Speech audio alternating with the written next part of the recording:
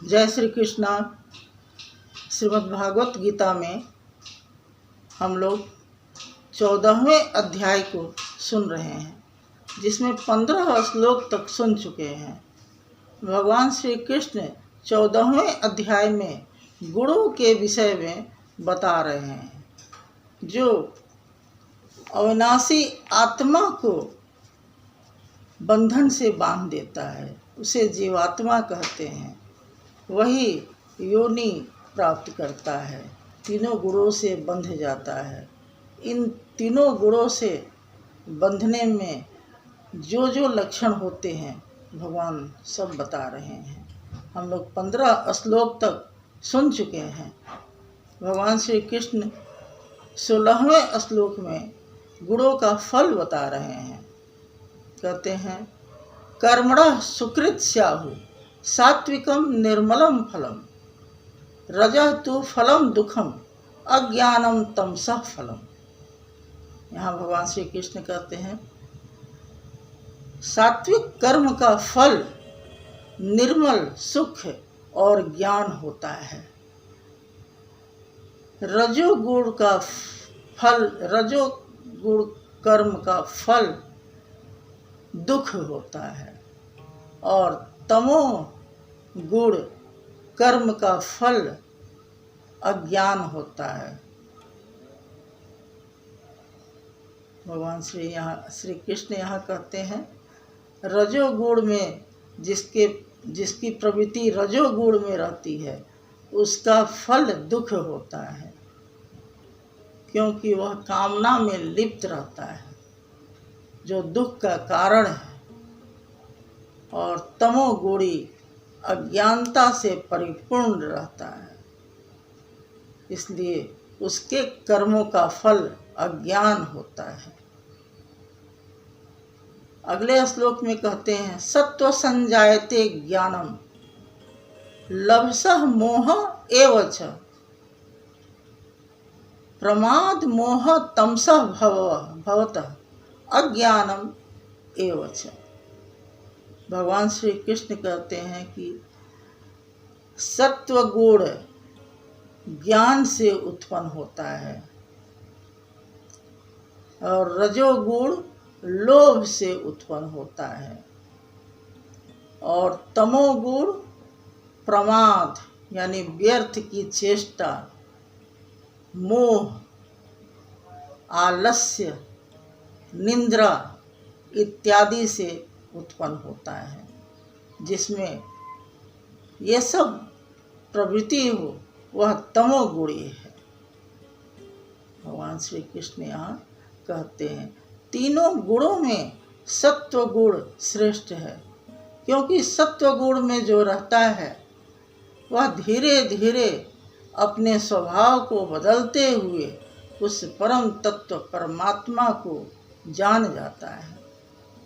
परंतु तमोगुणी अज्ञान से ही लिप्त रहता है, और रजोगुणी कामनाओं में लिप्त रहता है।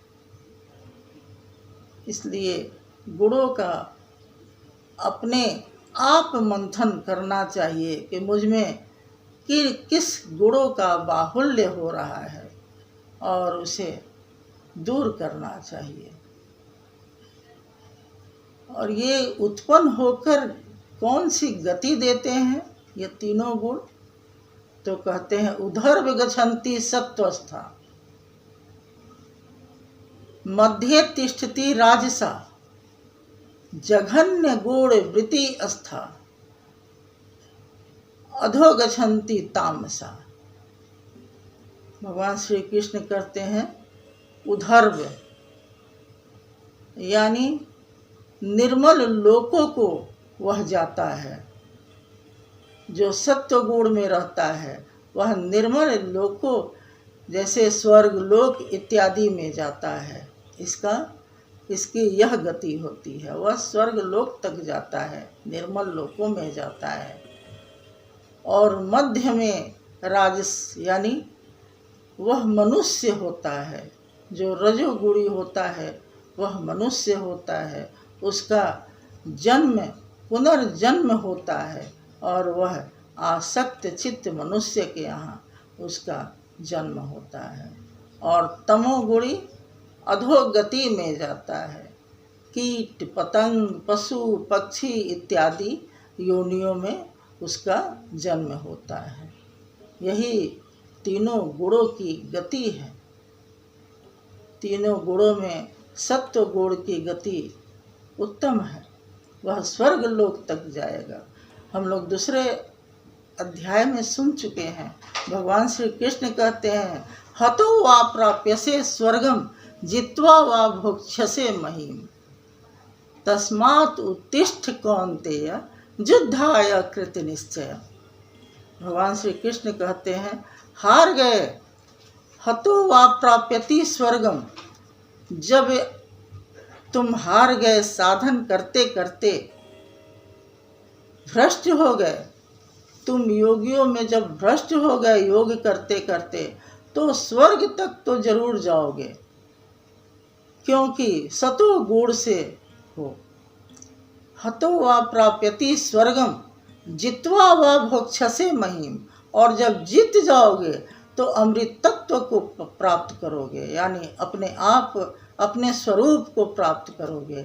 इसलिए हे अर्जुन युद्धाय कृत निश्चय, तो युद्ध कर। भगवान बाहरी युद्ध के लिए नहीं कहे हैं, अंतर मन में जो युद्ध होता है उस युद्ध के लिए अर्जुन से कहते हैं। इसलिए तो युद्ध कर। अंतर मन में जो विजातीय है वह भयंकर बाधा करती है साधन में जो बैठता है उसको, इसलिए उसी से युद्ध करना है।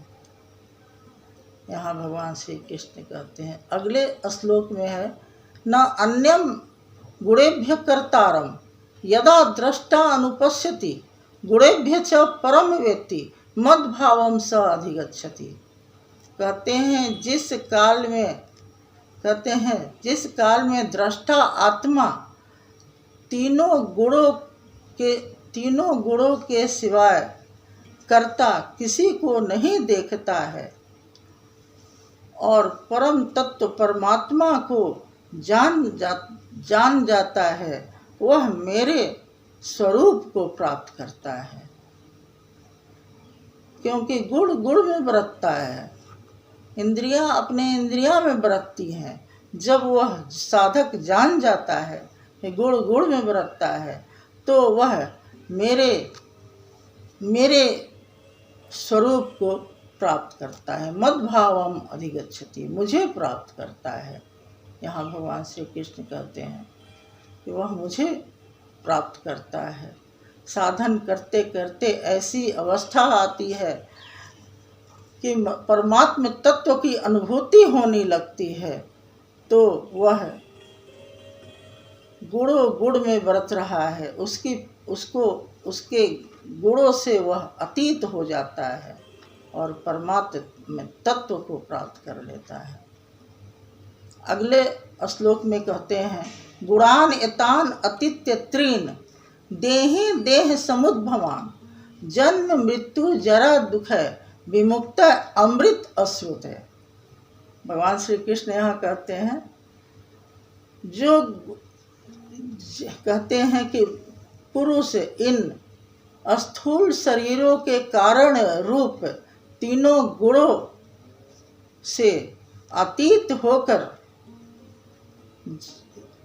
होकर जन्म मृत्यु बुढ़ापा और सब प्रकार के दुखों से पार हो जाता है, पार पा लेता है।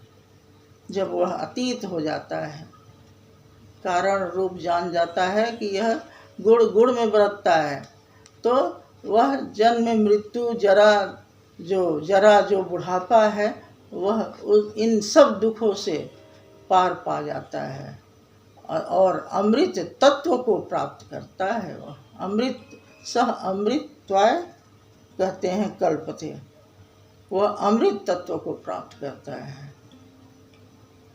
अब यहाँ अर्जुन भगवान श्री कृष्ण से प्रश्न करते हैं, कहते हैं कैलिंगः त्रीन् गुणान् एतान् अतीतः भवति प्रभो किमाचारः कथम च एतान,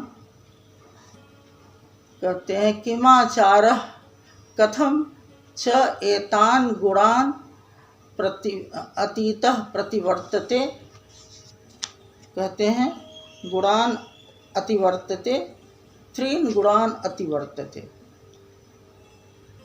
भगवान श्री कृष्ण से अर्जुन प्रश्न करते हैं, हे प्रभु, जो पुरुष गुणों से अतीत हो जाता है उसका लक्षण क्या होता है, वह किस आचरणों वाला होता है और वह किन उपायों से गुणों से अतीत होता है।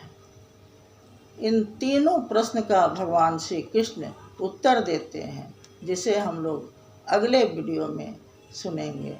हरि ओम तत्सत, हरि ओम तत्सत, हरि ओम तत्सत।